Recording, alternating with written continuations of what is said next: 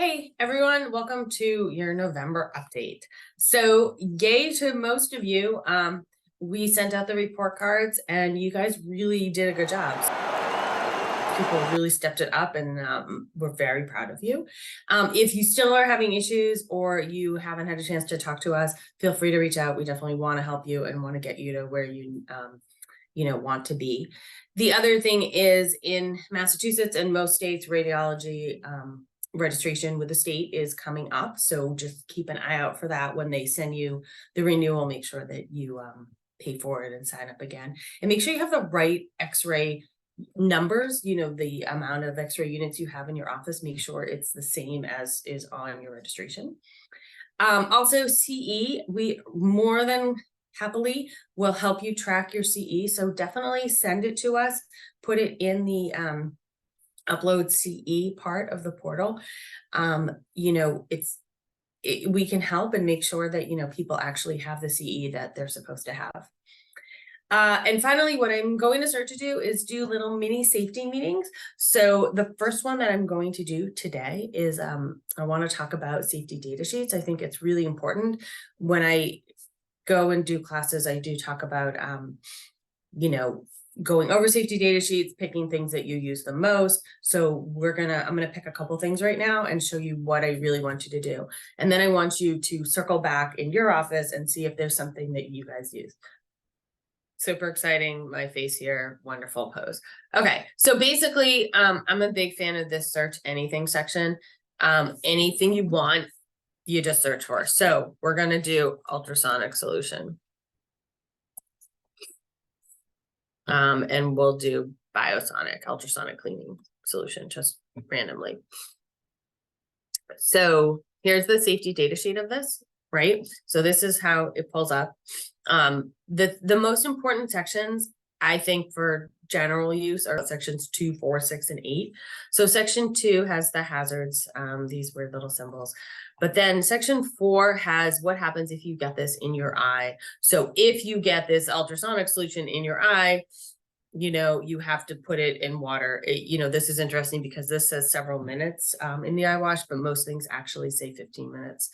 If you get it on your hands, if you swallow it, if you inhale a lot of this ultrasonic solution, you are supposed to move to fresh air. If it accidentally releases, it spills or something, you're supposed to cover it up with an absorbent material, collect, dispose, wash with soap and water.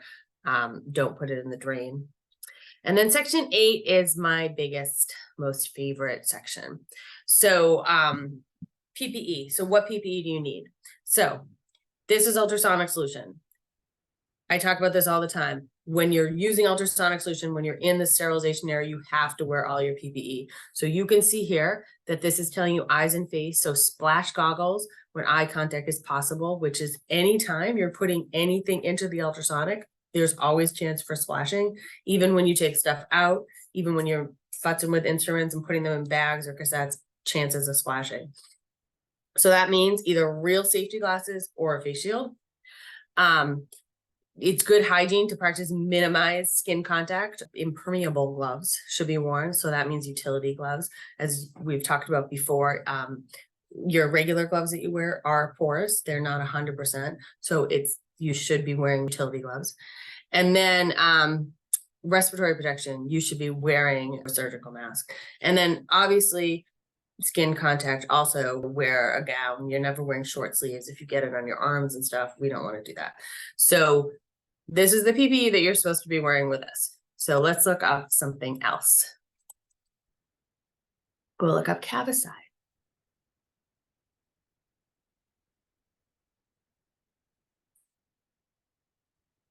Okay, so we're going to kind of skip this section 2 in this. First aid, again, with Cavicide, you're going to get to fresh air. If you breathe in a lot of Cavicide, you're going to wash your skin with plenty of soap and water. Eyes, if it gets in your eyes, you're going to have to go to the eye wash. Ingestion, you're going to rinse. It says rinse your mouth with water. Don't induce vomiting. Call Poison Control Center if you don't feel well. Moderate irritation to the eyes. I have heard of offices that have had by accident given people, disinfectants to drink or whatever, or, things. So, it is possible that you could potentially ingest that. Then if it accidentally release. You want to make sure that you don't have any sparks or flames. You want to ventilate the area. The big thing here is it sounds like it's flammable, right? So you want to make sure that you're not having anything that could ignite it. Put in a suitable container for storage. And then personal protective equipment. So wear gloves, right? Safety goggles or face shield. Protectable clothing on your body, right? Long sleeves and respiratory protection. It says no respiratory protection under normal conditions where exposure is limited or does not exceed levels. If levels are excessive, an approved respirator should be used. I definitely think you need to wear respiratory protection because you are doing an excessive amount of using this, right? So if you were in a situation where you just spritzed a little Cavicide, it sounds like, you're fine, right?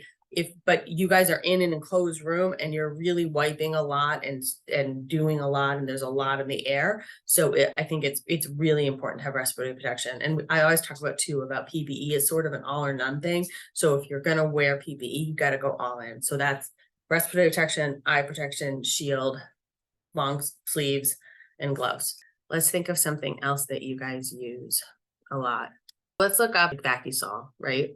A lot of people use stuff like that.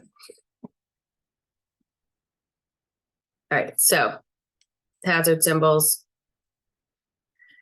First aid, if you get in your eyes, you have to rinse it out with water. This is where the 15 minutes actually says it. Get to fresh air immediately. Remove, if you get it on your skin, remove contaminated clothing, wash with large amounts of water. Then section 6, if it releases into the world here, it's telling you it's really slippery. Make sure you have adequate ventilation. Don't put it in the sewers. And then section 8. So PPE, it's telling you that you want to have skin protection, right? So you're going to wear gloves and protective clothing, and we know that's always long sleeves and gloves. Eye protection, you're going to always wear eye protection and face protection. So either goggles or safety glasses or a face shield. And it's talking about the ANSNI guidelines, and we've talked about that too, making sure that you get the bottom gap and you don't want to be leaning over, doing your vacuum lines and having this stuff splash up in your eyes. This is what it's telling you to do for engineering controls. Use exhaust ventilation, right? So it's telling you that it wants you to wear an N95, a NIOSH approved respirator, which would be a fit tested respirator when you're exposed to this. You're probably not doing that. So just, think about it. Maybe that you're opening your windows or something and letting the air go out when you're doing this. It's important to think about, not only the putting this through the lines, because maybe you're not as exposed to it, but it's the mixing of it and putting it into that container with a little tubing on it. So what I want you guys to do is go through, pick 5 things that you use a lot in your office and search for them. Go through the safety data sheet, see if you're wearing the right PPE. That's, to me, the big highlight, section 8. If you have any questions, feel free to reach out, but that is it. So enjoy your November and reach out if you have any questions or there's any way we can help you. Thank you.